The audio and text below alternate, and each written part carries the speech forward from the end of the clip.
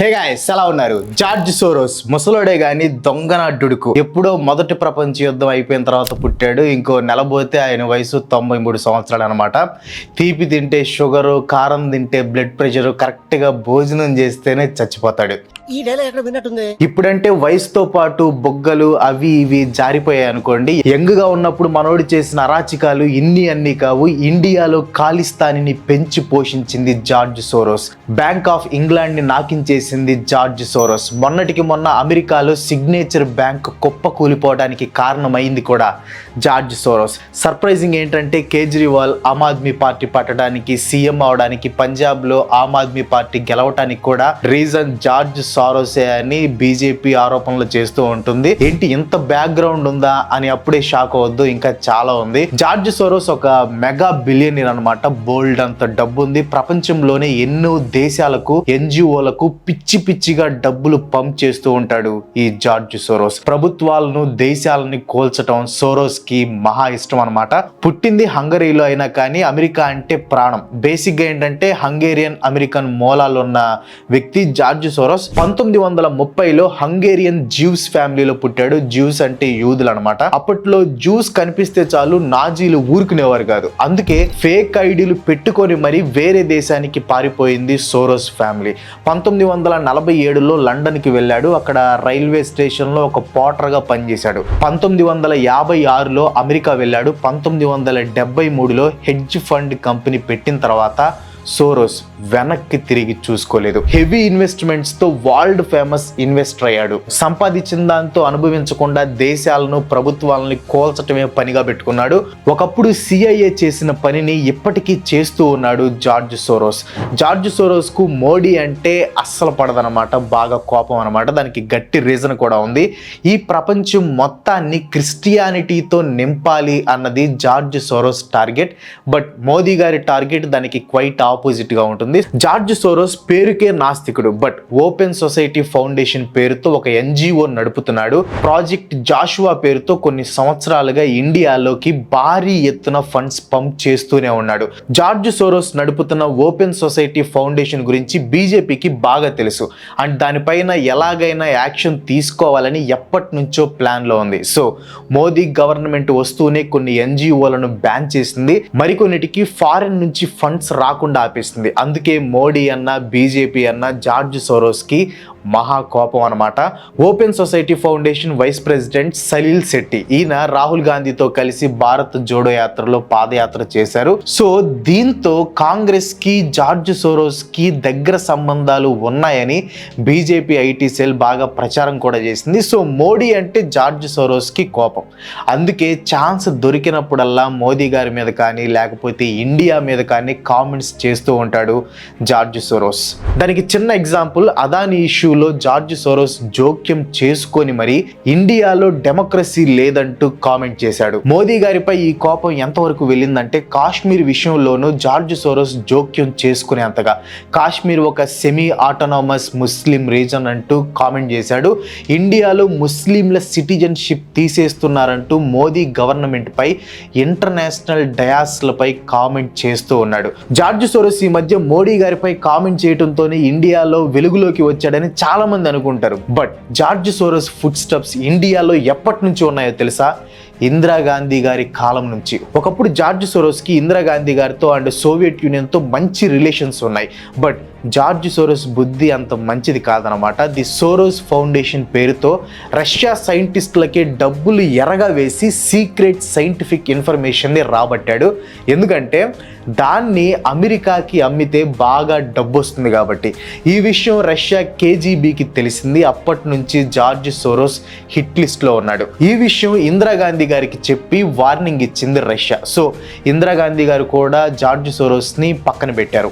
ఎప్పుడైతే ఇందిరాగాంధీ గారు పక్కన పెట్టారో అప్పటి నుంచి ఇండియాకి వ్యతిరేకంగా పనిచేయటం మొదలు పెట్టాడు.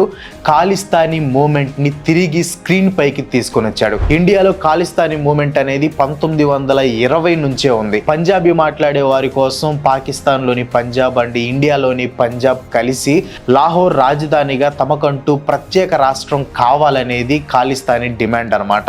పేరుకి ప్రత్యేక రాష్ట్రం అయినా కానీ వీళ్ళు కోరుకున్నది దాదాపు ప్రత్యేక దేశమే. సో ఖాళిస్తాన్ ఉద్యమాన్ని అణిచివేయటానికి సిక్కుల నుంచి భింద్రన్ వాలేని తెరపైకి తెచ్చారు అప్పటి ప్రధాని ఇందిరాగాంధీ గారు. భింద్రన్ వాలేతో ఖాళిస్తానీ మూమెంట్ ని ఆల్మోస్ట్ లేకుండా చేశారు. అయినా సరే ఖాళిస్తానీ ఉద్యమం తిరిగి పుంజుకుందంటే దానికి కారణం జార్జ్ సోరోస్. ఇందిరాగాంధీ గారు సోరోస్ ని పక్కన పెట్టడంతో ఇందిరాగాంధీ గారికి ఆపోజిట్ అయ్యాడు. At the same time Khalistani moment ఇంకా అంతమైనట్టే అనుకున్న ఇందిరాగాంధీ గారు భింద్రన్ వాలేని సైతం పక్కన పెట్టారు. ఇందిరాగాంధీ గారిపై పగతో పంజాబ్ లో ఖాళిస్తానీ టెర్రరిజాన్ని రివైవ్ చేయడానికి జార్జ్ సోరోస్ అమెరికా సిఐఏతో కలిసి పాకిస్తాన్ ఐఎస్ఐ తీవ్రవాదులకి ఫండింగ్ ఇచ్చాడు. ఐఎస్ఐ నుంచి భింద్రన్ వాలేకు ఆ ఫండ్స్ వెళ్లేలా చేశాడు. ఎప్పుడైతే ఐఎస్ఐ నుంచి భారీగా ఫండ్స్ వచ్చాయో అప్పటి నుంచి ఇందిరాగాంధీ గారికి ఎదురు తిరిగాడు భింద్రన్ వాలే. స్వర్ణ దేవాలయంలో భింద్రన్ వాలే దాక్కోవడానికి కారణం కూడా జార్జ్ సోరస్ ఇచ్చిన సలహానే. అలా 1984లో ఇందిరాగాంధీ గారు చేపట్టిన ఆపరేషన్ బ్లూ స్టార్ కు కారణమైంది కూడా జార్జ్ సోరసే. ఆపరేషన్ బ్లూ స్టార్ లోనే భింద్రన్ వాలే చనిపోయాడు. ఒక విధంగా సోరోస్ చేసిన పని వల్లే తన సెక్యూరిటీ గార్డ్స్ చేతిలో ఇందిరాగాంధీ గారు హత్యకి గురయ్యారు. కేజ్రీవాల్ ఇంత పవర్ఫుల్ పొలిటీషియన్ అవ్వడానికి రీజన్ కూడా జార్జ్ సోరోస్ అనేది బీజేపీ వర్షన్. 2011లో అన్నా హజారే పోరాటం చేస్తున్నప్పుడు అరవింద్ కేజ్రీవాల్ ఒక సామాన్యుడు అనమాట. ఆ ఉద్యమంలో పాల్గొన్న వ్యక్తి ఏకంగా ఢిల్లీ సీఎం అయ్యారు. ఎలా? దీనికి ఒక పెద్ద స్టోరీ ఉంది. కేజ్రీవాల్ ఐఐటిలో చదువుకున్నారు. పేదలకు సహాయం చేయడానికి కొన్ని క్రిస్టియన్ మిషనరీలతో కూడా పనిచేశారన్నమాట. అలా మదర్ తెరీసాకు సంబంధించిన ఒక మిషనరీలోనూ పార్టిసిపేట్ చేశారు కేజ్రీవాల్ గారు. సరిగ్గా అదే సమయంలో జార్జ్ సోరోస్ కి బాగా చదువుకున్న చురుగ్గా ఉన్న ఒక వ్యక్తి అవసరం వచ్చింది. అప్పుడే అన్నా హజారే పోరాటంలో సోరోస్ కళ్ళకి కేజ్రీవాల్ కనిపించారు. ఒక రాజకీయ పార్టీ పెట్టడం, వెంటనే అధికారంలోకి రావటం అంటే not an easy task. But Kejriwal గారికి సాధ్యమైంది. ఎలా? కేజ్రీవాల్ గారికి ఫండ్స్ విషయంలో సపోర్ట్ చేసింది again George Soros. Open society foundation ఏడాదికి $1 బిలియన్ ఖర్చు పెట్టింది. $1 బిలియన్ అంటే ఇప్పట్లో లెక్కలో చూసుకోవాలంటే 8,500 కోట్ల రూపాయలు అనమాట. ఈ మొత్తం అమౌంట్ ఖర్చు పెట్టిందంతా ఇండియాలోనే. అలా వచ్చిన కొన్ని ఫండ్స్ కేజ్రీవాల్ గారికి కూడా వెళ్ళాయి అనేది ఒక ఎలిగేషన్. అండ్ ఇంకో ఎలిగేషన్ కూడా ఉంది. అదేంటంటే ఢిల్లీలో ఫార్మర్ లాస్ కి వ్యతిరేకంగా రైతులు ఉద్యమం చేశారు కదా, దాని వెనక కూడా జార్జ్ సోరోస్ ఫండ్స్ ఉన్నాయనేది ప్రధాన ఆరోపణలు అనమాట. ఎలాగూ గతంలో ఖాళిస్తానీకి ఫండ్స్ ఇచ్చిన రికార్డ్ జార్జ్ సోరోస్ కి ఉంది. సో ఢిల్లీ రైతుల్ని కూడా వెనక నుండి నడిపించింది, ఖాళిస్తానీని మళ్ళీ యాక్టివేట్ చేసింది, కేజ్రీవాల్ గారికి మరింత సపోర్ట్ ఇచ్చి పంజాబ్లోనూ గెలిచేలా చేసింది కూడా జార్జ్ సోరోస్ అనేది బీజేపీ వర్షన్ అనమాట. పైగా పంజాబ్లో ఆమ్ ఆద్మీ పార్టీ వచ్చిన తర్వాతే ఖాళిస్తానీ మూమెంట్ అనేది పీక్స్ కి వెళ్ళటం కనిపిస్తుంది. కానీ కేజ్రీవాల్ సీఎం అవడానికి సోరోస్ హెల్ప్ చేయటం, లేకపోతే ఫార్మర్ ప్రొటెస్ట్ కి కూడా సోరోస్ ఫండ్ చేయటం అనేవి వాట్సాప్ లో తయారైన ఫేక్ స్టోరీస్ అనమాట. వీడికి పెద్దగా ప్రూఫ్స్ లేవు. పెద్దగా కాదు, ఒక ప్రూఫ్ కూడా లేదు. అమెరికాలో మూతపడిన సిగ్నేచర్ బ్యాంక్ వెనక ఉన్నది కూడా జార్జ్ సోరోస్. మీకు గుర్తుండే ఉంటుంది, అమెరికాలో సిలికాన్ వ్యాలీ బ్యాంక్ మూతపడిన తర్వాత రోజే క్రిప్టో కరెన్సీ డీల్ చేసి సిగ్నేచర్ బ్యాంక్ కూడా కొలాప్స్ అయిపోయింది. వరల్డ్ వైడ్ గా బిట్ కాయిన్ లాంటి క్రిప్టో కరెన్సీని మార్కెట్ చేస్తున్న వ్యక్తి జార్జ్ సోరోస్. అఫీషియల్ గా జార్జ్ సోరోస్ పేరు బయటకు రాకపోయినా వెనకుండి నడిపిస్తుంది మాత్రం జార్జ్ సోరోస్ అనేది ఒక open secret. Silicon Valley Bank మూతపడగానే ప్రపంచం మొత్తం దాని గురించే డిస్కషన్. ఆ ఎఫెక్ట్ ఇండియా వరకు వస్తుందని, గ్లోబల్ బ్యాంకింగ్ క్రైసిస్ వస్తుందని మాట్లాడుకున్నారు. బట్ సిగ్నేచర్ బ్యాంక్ మూతపడిన తర్వాత అలా ఎందుకు జరగలేదు? ఎవ్వరు ఎందుకు దాని గురించి మాట్లాడలేదు? రీజన్, సిగ్నేచర్ బ్యాంక్ క్రిప్టో కరెన్సీని డీల్ చేస్తుండటమే. దట్టు సిగ్నేచర్ బ్యాంక్ ని కావాలని మూతపడేటట్లు చేశారని మరో వర్షన్ కూడా ఉంది. ఇది చాలా చాలా interesting and little bit confusion కూడా. సో జాగ్రత్తగా వినండి. అమెరికా గురించి, డాలర్స్ గురించి బాగా తెలిసిన పుతిన్ దాదాపుగా ఒక 10 ఏళ్ల నుంచి క్రిప్టో కరెన్సీని ప్రమోట్ చేస్తున్నాడు. ఒకవేళ రష్యాపై బ్యాన్ పడితే డాలర్స్ రావు కాబట్టి అవసరమైనప్పుడు క్రిప్టో కరెన్సీని అమ్ముకొని డాలర్స్ గా కన్వర్ట్ చేసుకోవచ్చు అనేది పుతిన్ ప్లాన్ అనమాట. ఈ ప్లాన్ ను రష్యాలో కొంతమంది బిలియనీర్స్ ద్వారా నడిపించారు. రష్యాలో బిలియనీర్స్ ని ఓలిగార్స్ అంటారు. ఈ ఓలిగార్స్ ఎంత పవర్ఫుల్ అంటే పుతిన్ని కూడా ప్రెసిడెంట్ సీట్ నుంచి దించేయగలరు, అంత పవర్ఫుల్ అనమాట. బట్ పుతిన్ ఏమి అంత సామాన్యుడి కాదు కదా. పుతిన్ వస్తూనే ఓలిగర్స్ని తన కాళ్ళ దగ్గరికి వచ్చేలా చేసుకున్నాడు.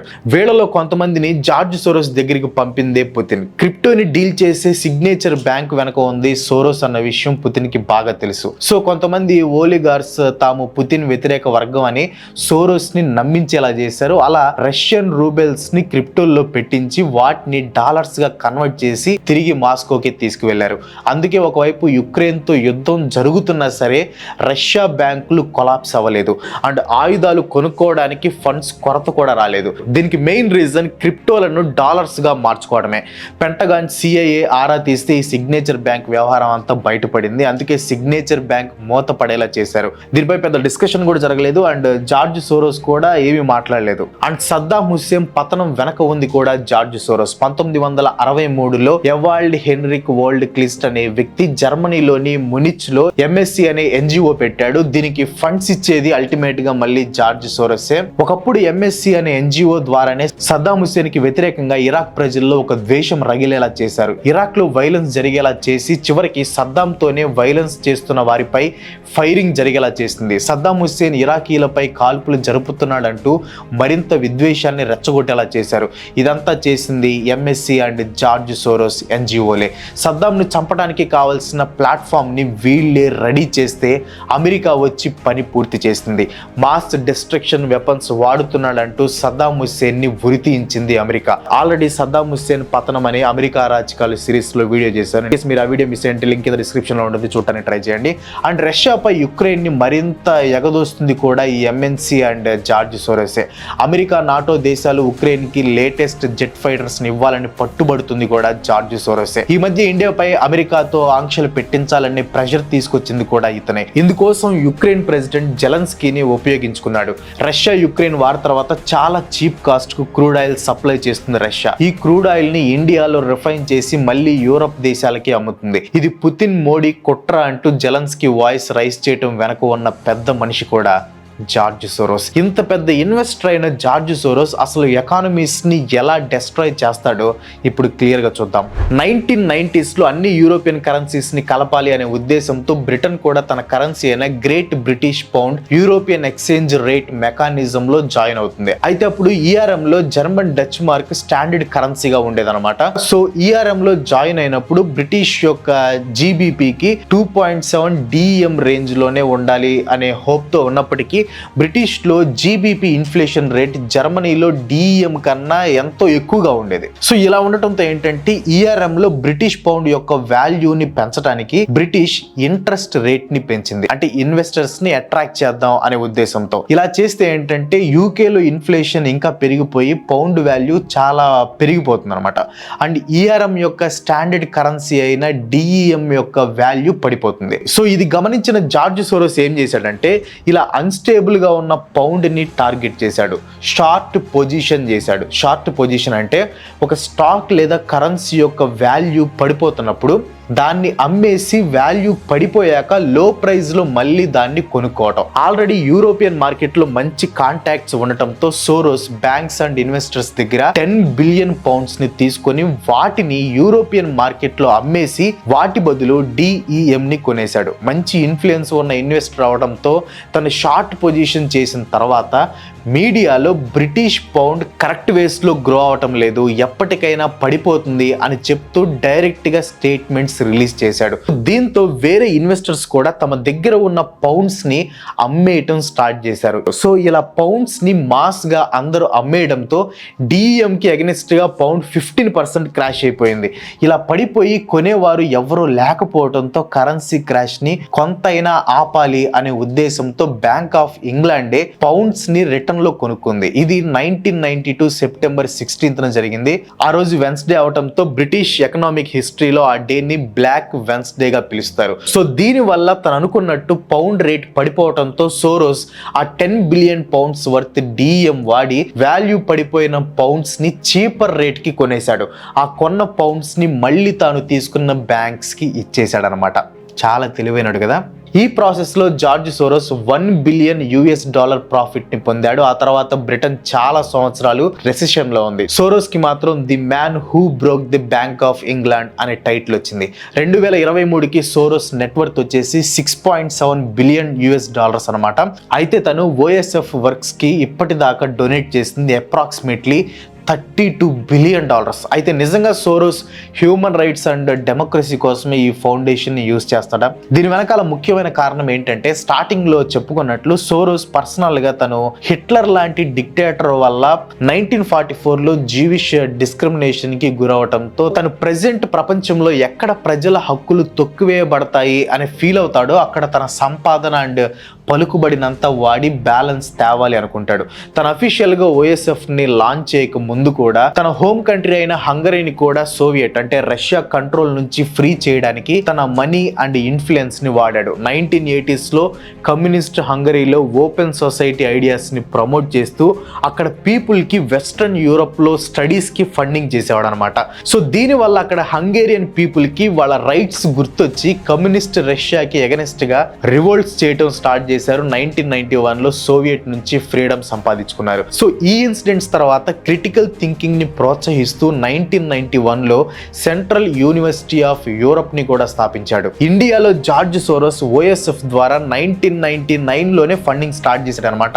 అంటే సేమ్ హంగరీలానే ఇండియాలోని స్టూడెంట్స్ కి కూడా ఇండియన్ టాప్ కాలేజెస్ లో చదవడానికి స్కాలర్షిప్స్ ఇవ్వటం ఇలాంటివి అనమాట.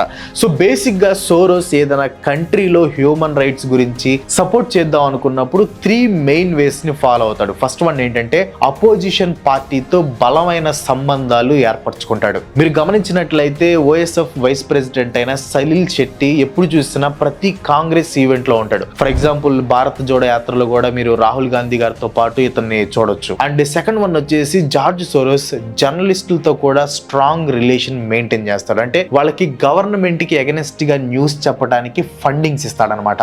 ఫర్ ఎగ్జాంపుల్ చెప్పాలంటే కాశ్మీర్ లో వర్క్ చేసే బషరత్ పీర్ అనే జర్నలిస్ట్ కి ఫండింగే కాదు ఓఎస్ఎఫ్ నుంచి ఫెలోషిప్ కూడా అందేది. ఇతనే కాదు ఇంకా చాలా మంది జర్నలిస్టులు ఉన్నారనమాట. అండ్ నెక్స్ట్ వన్ వచ్చేసి ఓఎస్ఎఫ్ ఒక ఫారిన్ ఎన్జిఓ అయ్యుండి ఇండియా బేస్డ్ ఎన్జిఓస్ కి గవర్నమెంట్ కి అగెనెస్ట్ గా ఆర్టికల్స్ రాయమని ఫండింగ్ ఇస్తుంది. జార్జ్ సోరోస్ కి ఏంటంటే మోడీ గారు డెమోక్రసీకి ఆపోజిట్ గా ఉన్నారనే ఒపీనియన్ ఉంది. 2020లో వరల్డ్ ఎకనామిక్ ఫోరం లో అటెండ్ అయిన సోరోస్ ఏమన్నాడంటే నరేంద్ర మోడీ గారు ఒక హిందూ నేషనలిస్ట్ స్టేట్ ని ఫామ్ చేస్తున్నారు.